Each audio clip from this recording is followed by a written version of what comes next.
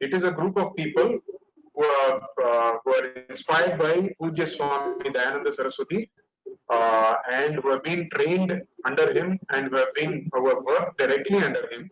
And now they have come out and formed this organization. And for the last 10 years, Arambalatha Nayagi Seva Mayam has been working in the low-income neighborhoods of Chennai, among people in the lower-income neighborhoods of Chennai, working on helping them overcome so many personal difficulties and so many difficulties in their neighborhood, and especially around strengthening the local temple ecosystem and strengthening the spiritual system of people so that they can overcome all the difficulties that they have in their lives. In the immediate aftermath of the COVID-19 pandemic in Chennai, Arambalatha Nayagi Seva Mayam has taken up immediate,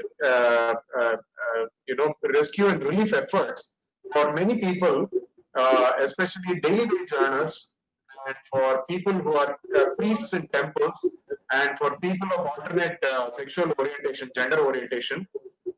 We have done the relief programs, and we have distributed nearly 3,000 kits to people of low-income neighborhoods who have daily wages and who have lost their regular earnings. So while Arambalatha Nayagi Seva Mayam took up all these initiatives on behalf of people who are at the lower economic strata of society, Manikandan and his team also came up with this idea that we need to do something in terms of people's self-confidence and people's ability, their innate ability to face the pandemic. While medical doctors will give us certain medical advice and so on, there is also the question of confidence building and the ability to face things with confidence, and also have sufficient faith in all the systems that our Indian state has put in place over the last many years for dealing with these kind of difficulties. So, as part of the very first discussion in this webinar, we have with us an eminent person like Professor Tyagarajan, uh, who is a professor emeritus and a dean at Porur Ramachandra University, and is also part of the medical team, which is advising the government of Tamil Nadu on handling this crisis. So, Professor Tyagarajan will tell us about the challenges and solutions and what is happening, and basically demystify and clear the clutter of a lot of misinformation and doubt that we are having. Over to sir. Sir, the floor is yours, sir. Thank you very much. I hope I am audible to all. Good evening to everyone, the followers, disciples, and others involved with Arambalatha Nayagi Seva Mayam. I am really amazed in the way that this organization is able to provide support and guidance to the downtrodden. At the same time, realizing the societal responsibilities of participating in demystifying the challenges of COVID-19 is one of the things that is required today if we have to come out of this pandemic. So I am really happy to be joining with you all on this particular day, and I will be talking about the COVID-19 pandemic in Tamil Nadu. I also have a responsibility to communicate awareness and also provide some scientifically supported information to the public, because I am part of the COVID-19 task force of Tamil Nadu government. I would like to take you through certain historical details to make you understand that we cannot forget some sort of mistakes that have happened in the previous past. Almost in every century, we have been having a pandemic or pandemic-like situation happening there, and we must be able to recollect 1918 pandemic, which was the Spanish flu pandemic in 1918. In fact, it lasted for 2 years, and there were three waves with 500 million people infected, and 50 million deaths have taken place. Because of the people who were under quarantine and social distancing measures that were there, when once the first quarantine was lifted, the people rejoiced in the streets and then lost all their control of social distancing and quarantine conditions and all that. So in the next coming week, they have developed a second wave also, and in tens of millions dead. So this is more or less a similar situation that we have been having in the present COVID-19 itself. If you see the event that have taken place in the 1918 swine flu, Spanish influenza outbreak that have happened, similar kind of methods have been followed, like, closing the schools, public and private, churches, theaters, movie halls, all kind of places. Everything was closed at that time, similar to what we have been following here. There has been, like our COVID-19 wards, there were Spanish influenza wards that have been started, and you did have various other makeshift arrangements for the patients also.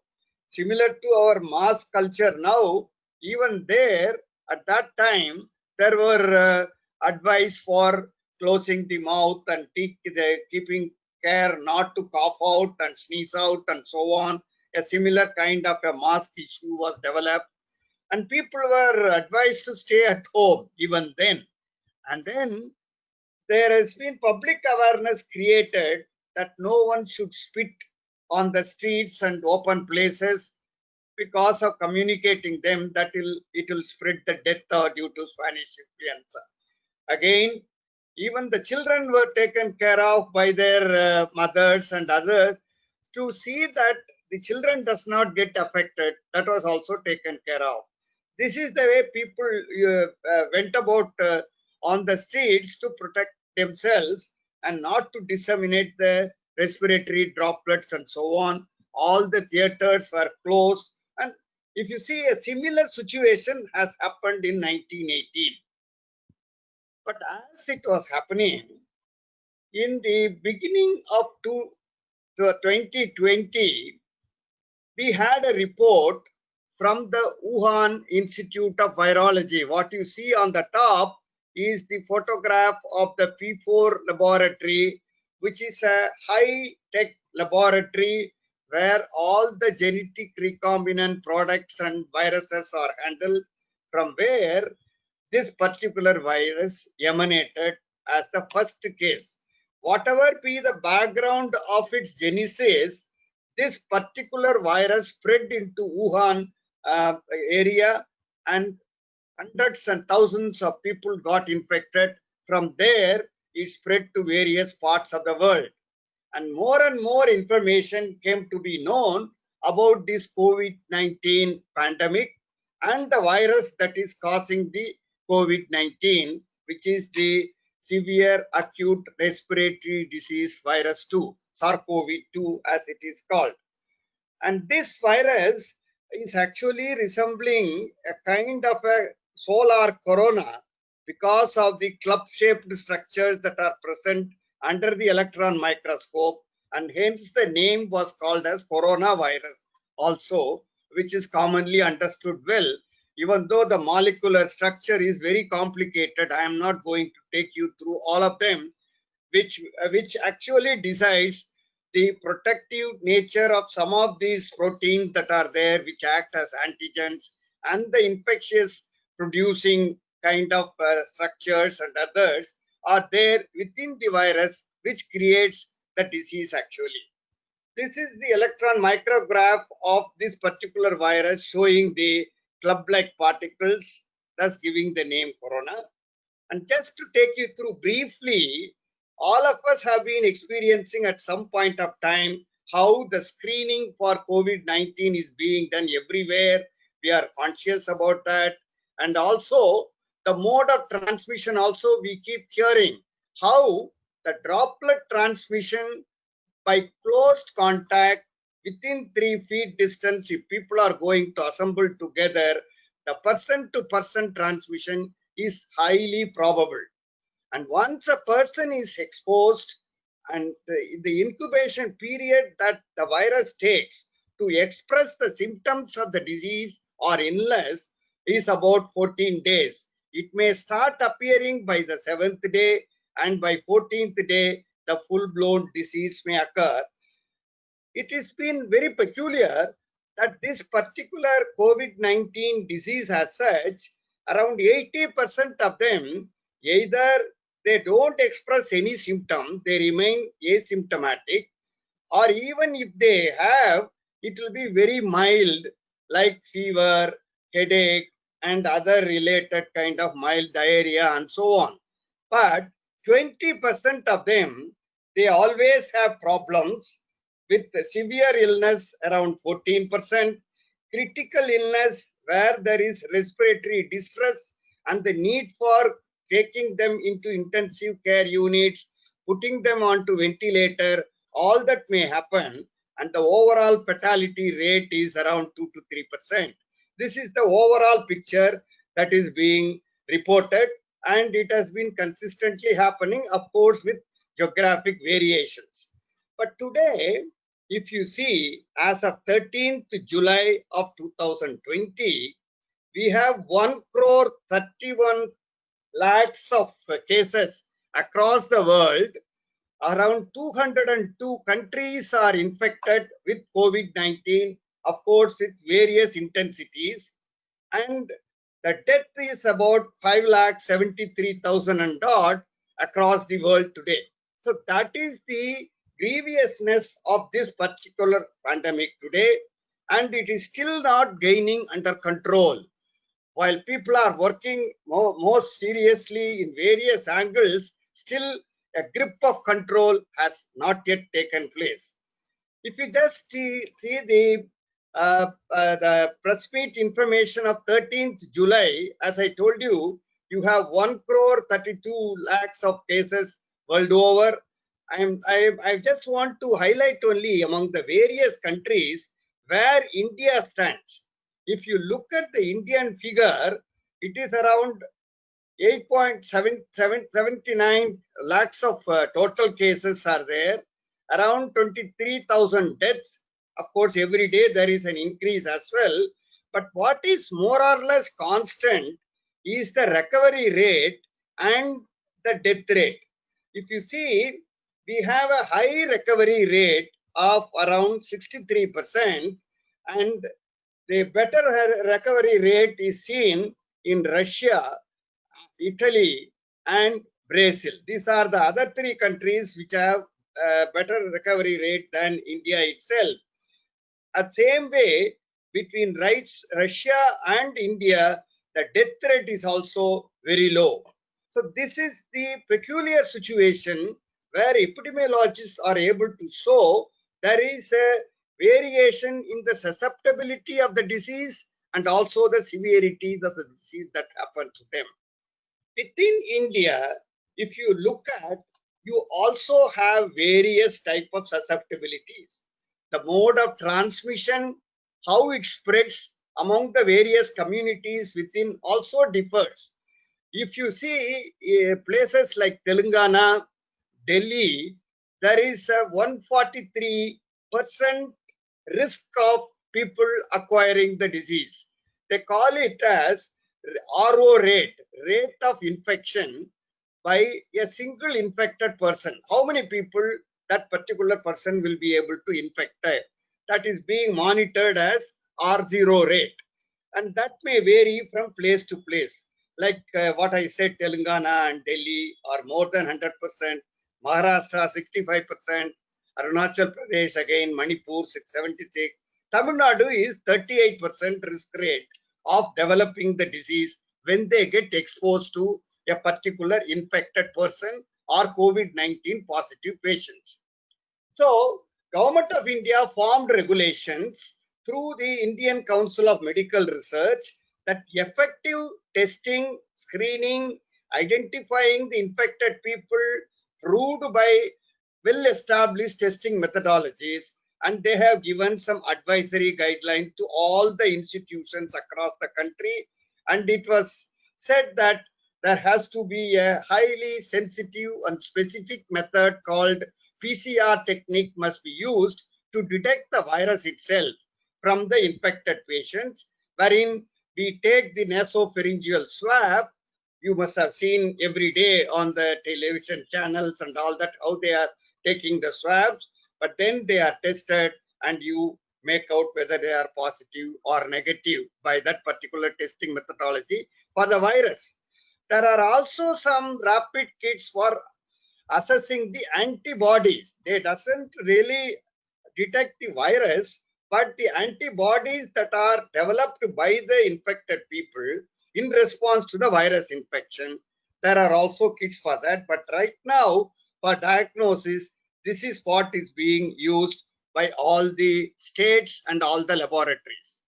So one thing that we have been able to achieve is a commendation from WHO that 22 states in India are able to satisfy the norms that has been laid out, which means that each state at least should do about 140 tests per day per million population. So all the states have been able to do that. Among them, if you see, Tamil Nadu is doing 563 tests per day per million population, Tripura 642, Delhi 978, and Goa 1058. So this is the kind of effectiveness by which the screening method has been instituted and seriously followed up by the government of India through the network of the health ministry and the state's public health system.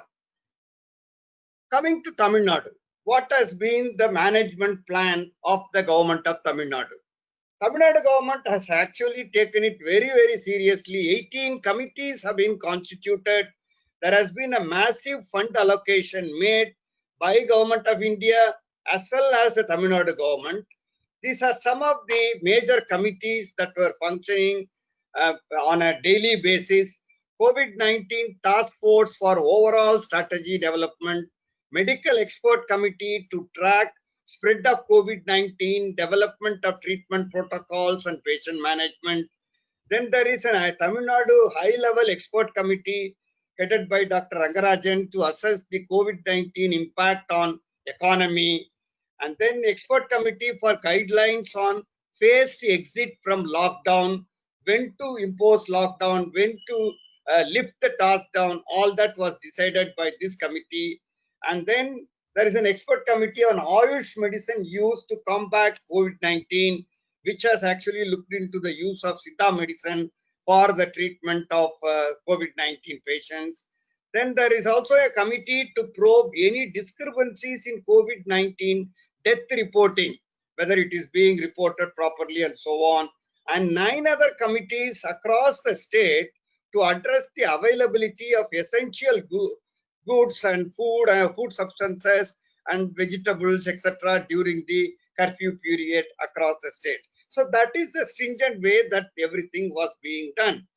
And besides that, they have set up a state control room in the Directorate of Public Health and Preventive Medicine in Thenambet, which monitors the entire operation across the state. And every day, a media bulletin is released to the people, which is available on the public view in the website of the government of Tamil Nadu.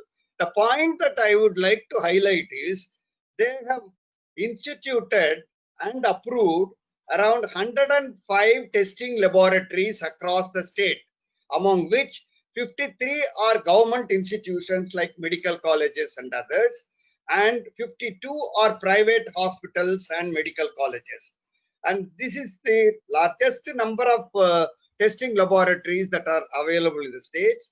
All these laboratories are approved by the Indian Council of Medical Research for the infrastructure, the expertise, as well as the standard of testing that can be effectively done there, so that the test results will be reliable and reproducible.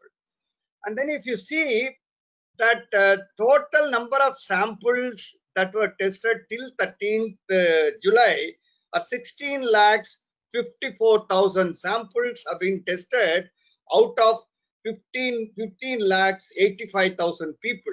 So that is the kind of intensity of pool of people who are tested, so that we are able to have a clear mapping of the spread as well as the occurrence of infection in various geographic zones. That was able to facilitate that. So this is the kind of a strengthening of the laboratory government of Tamil Nadu has done. This is one of the government medical college called Teli Medical College, and this is how the infrastructure has been effectively set up to do the PCR testing.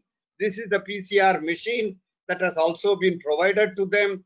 And so why I am projecting this is the international standard of PCR testing has been maintained in all of them. When you see the various cases that have been reported, you see among the infected ones, the age group 13 to 60 years are the maximum one, around 11 lakhs 83%, 83,005 people have been screened for that particular purpose. And this is the aged people beyond 60 years are 17,375, and 0 to 12 or 7,000. So this group, instead of looking at only the elderly group, it is the message that is to be understood here is even younger population get infected. Besides the state level kind of a data, you also have a Chennai dashboard that is available, COVID-19 dashboard at the Chennai Corporation. They are able to monitor the positivity of cases. They are also able to monitor the recovery rate, the death rate, etc. All that has been done. It is same matching with the same kind of a state level picture only. But for some point of time, Chennai has been the epicenter for COVID-19 positivity, with a huge number of cases becoming positive in Chennai.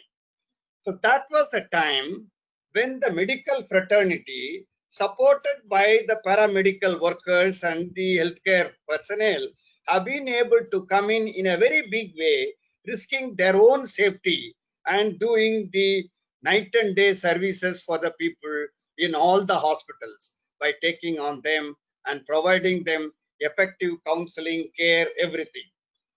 So what they have done is, government has introduced, because of the continuous spurt of cases that have taken place, government has introduced a concept of fever clinic in all the hospitals, and including the dispensaries of corporation, etc., etc., and all the zones, 15 zones of Chennai limits have been taken, and they have been able to go to the doors of each of these zones and try to detect the fever cases, so that segregation of the suspected cases and also isolation of the positive cases was made possible.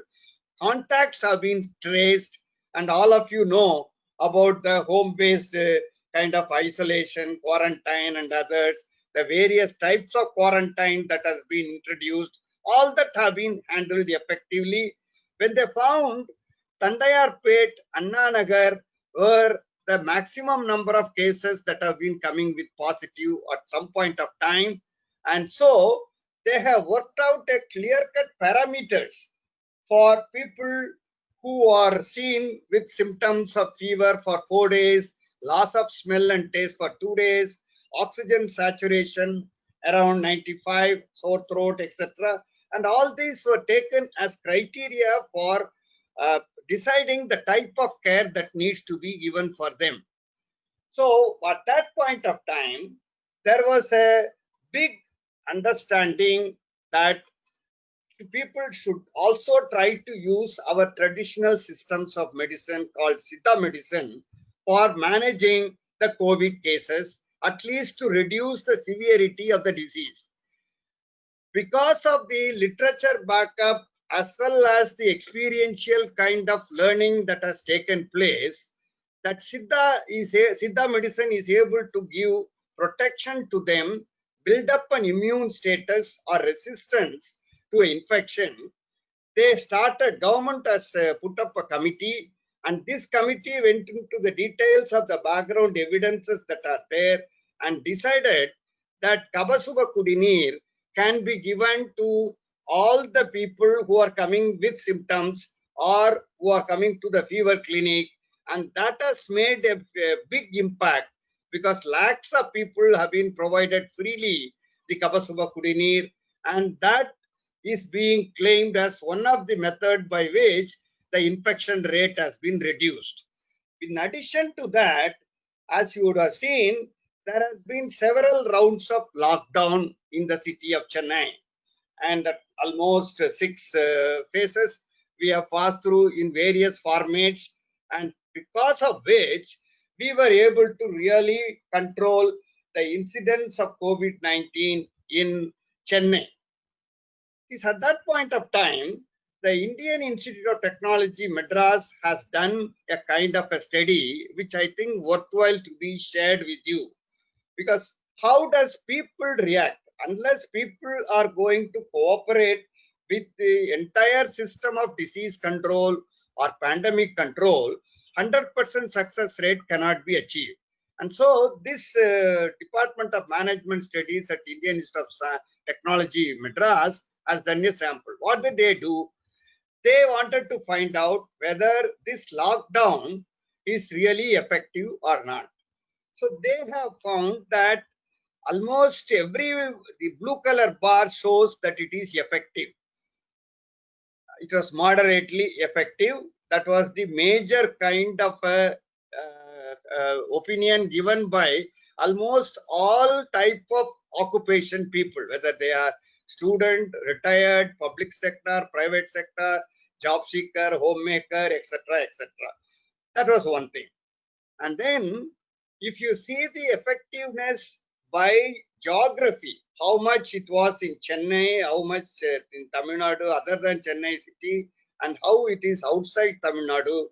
If you see in Tamil Nadu, whether it is Chennai or outside Chennai, the effectiveness was around 65 to 69% only, whereas outside Tamil Nadu, it was 80% effective.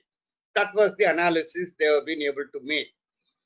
Then it also wanted to find out whether the lockdown be extended.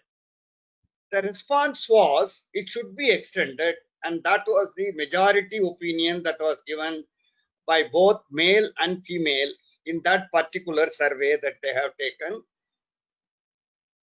And whether it has personally affected or not, that was also found out. Very interestingly, you will see two type of people, that is homemakers, the housewives and others in the house, and the retired people. They felt that it doesn't make any difference. They were least affected by the lockdown procedure. Whether all the others found that it has affected them professionally, and that was the inference they were able to get. Whatever the case may be, because of the lockdown, it has definitely given a great relief to the city of Chennai. I would like you to see the increasing number of cases that have taken place in Chennai, particularly, which went up to 2,393 cases on June 30th, which has gradually come down to July 10th to about 1,205, and still it is revolving around this particular level only. So more or less, it has got the grip of control as far as Chennai is concerned. Contrarily, what has happened is people who have originally thought that Chennai is highly risky, and so we will try to move back to their native places, to the villages and other places, they have gone there, and now the Tamil Nadu state districts are getting more and more cases, as you will be observing. So that kind of a system is there, and what is essential is the effective methodology of controlling the spread of this particular disease is the major requirement. They have found several kind of risk. For occupational risk can be there. Suppose contact with people known to have coronavirus, or contact with people with uncertainty of corona status, and work from home with physical distancing strictly is the lowest kind of a risk that you may have, whereas others will have a higher risk. Older age people and middle aged people with morbidities, comorbidities like diabetes, hypertension, or renal disease may have a very high risk of developing SARS-CoV-2 or COVID-19. This was a fully accepted kind of a phenomenon.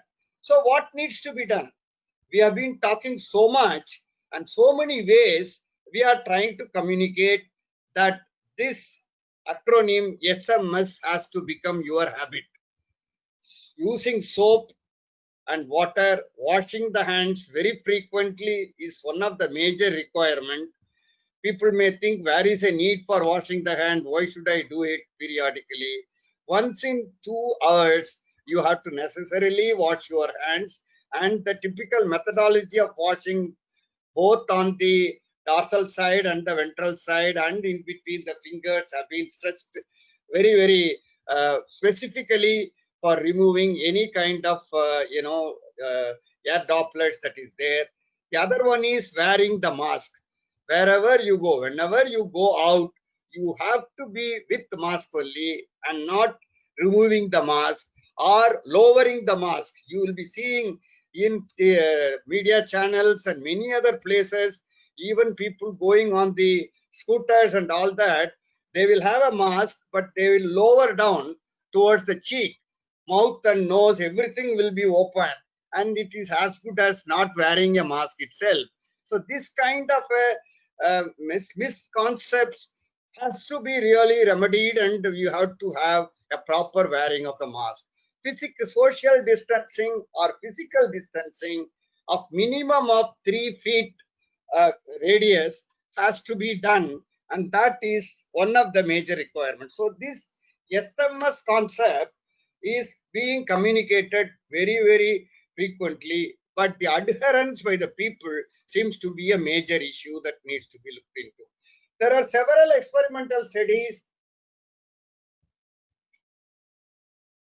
to show the difference between those using mask and no mask. If they are going to have a respiratory droplet after coughing, you will see these are the media which will grow bacteria. If you don't wear a mask, if you are in 2 feet distance and you are going to cough, this is the number of bacteria that will grow in the culture medium, which supports the growth of the bacteria. If you are away by 4 feet, a lesser number of organisms. And if you are away by 6 feet, almost nil organisms. But if you wear a mask, completely you will be prevented by any kind of bacterial contamination. If bacterial spread itself is this much, you can understand viral spread, because viruses are much higher in concentration, much larger in their density, and they will be spreading much faster also through the droplet nuclei. This is again another study that has been done with mask and without mask. Whether you by sneezing what happens, by singing what happens, by talking what happens, and if you do 2 coughs time parallelly, one after the other, what happens? You will see both in the sneeze as well as in the cough, if there is no mask, there is enormous number of bacteria that are coming out, and in singing and talking maybe lesser. But when you use mask, absolutely you are able to control it. So that is the importance of wearing mask, which we may have to communicate to them. Many times we have some kind of a misconception. What is happening is, many times people think that they are colleagues working in the same office, so they can speak freely without mask. That they are after all our colleague, there is no risk in them. That is the kind of a misconception that is there. Same way, they are my friends, so I can speak without mask. And they are my relations, so I can speak without mask. that is, the relationship is not important. The risk of transmitting the air droplets is the most important thing, and that message has to reach out to the people very well. So as this is going on, there were efforts to fight the pandemic and see that innovations can be brought in by means of diagnostic tests, how we can detect and diagnose the disease, some drug development, so that 23 different types of drugs have been worked out, and the vaccine development so that you can completely cure the disease and arrest the spread of the pandemic and stop the pandemic from testing. So this particular drug has become a popular drug now called Fabiflu, otherwise called technically as Favipiravir, and that has worked out to be very successful now in treating the COVID-19 cases who are moderately ill or going in for critical disease, but they have to be supported with other preparations also. A latest vaccine concept has also been evolving. People have started to project that the vaccine that we have been using for tuberculosis called BCG vaccine is able to trigger a kind of a generic protection and immunity to the people, and that will prevent them from COVID-19. So there are several trials that are going on supported by Indian Council of Medical Research to see whether this particular vaccine can be helpful, and that is being now adopted by Tamil Nadu government to give this vaccine to all those above 60 years, because the people, senior citizens above 60 years are high risk group of acquiring the disease, and that is also being implemented by Tamil Nadu government. But what is the vaccine history? There have been several vaccines that have been coming in. Almost 150 vaccine attempts are made, out of which 12 have reached the stage of completing the clinical trial in different phases. From China itself, you have about 4 different vaccines going to about phase 3 clinical trial. One of them has also got an approval from the Chinese vaccine, that is Beijing Institute of Biotech vaccine. From the United States, there are 2 vaccines, Novavax and Moderna vaccine, which you will be seeing in newspapers as well, which is going in for a phase 3 clinical trial, after which it will be available for human use.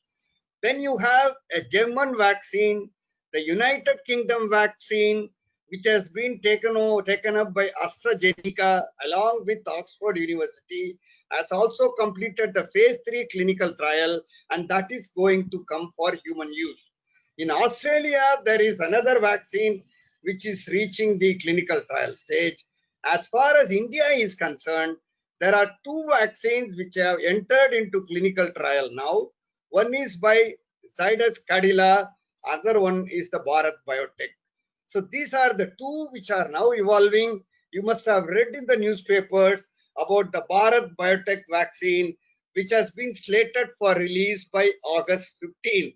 Whether it is actually going to come out in August 15th or not, this probably will be one of the earliest vaccines from India. And the person who has brought out this vaccine is actually Dr. Bharat Ella. He originates from Tamil Nadu. He's a son of a farmer from Tirthani, and he has been successful in getting the first COVID-19 vaccine to India, and hopefully this will be also helping the world at large. And with that kind of a positive thinking, let me only tell you to see that we have to look at life in a different perspective. Today, I told you 202 countries have been infected with COVID-19 infection all across. And if you just read through it, we will understand how life has to be looked at. And that is where your foundation is doing a great service. I will just read out. Whoever wrote this is bang on. We fell asleep in one world and woke up in another. Suddenly, Disney is out of magic. Paris is no longer romantic. New York does not stand up anywhere. The Chinese wall is no longer a fortress, and Mecca is empty. Hugs and kisses suddenly become weapons, and not visiting parents and friends becomes an act of love. Suddenly you realize that power, beauty, money are worthless and can't get you the oxygen you are fighting for. The world continues its life and it is beautiful. It only puts humans in cages. I think it is sending us a strong message. You are not necessary. The air, earth, water, and sky without you are fine. When you come back, remember that you are my guests and not my masters, and go with nature. Thank you very much for your silent hearing. Thank you. Thank you very much, sir. That was very informative and it really did the task of demystifying our situation and especially Tamil Nadu's situation, and also gives us some reassurance that if we just hold on, be careful for some more time, help is just around the corner. Thank you very much for that reassuring piece of advice, sir. To all the people on the conference bridge, my request is that if you have any questions for Professor Tyagarajan, please write into us at Aramvarathanayagi Sevai Mayam. We will consolidate them, get the answers, and then distribute the answers also to you once we have a consolidated set of responses from Sir. Thank you again very much, sir, for taking time out from your busy schedule. Thank you, sir. Thank you. I thank Aramvalathanayaki Sevai Mayam for this opportunity. Thank you very much.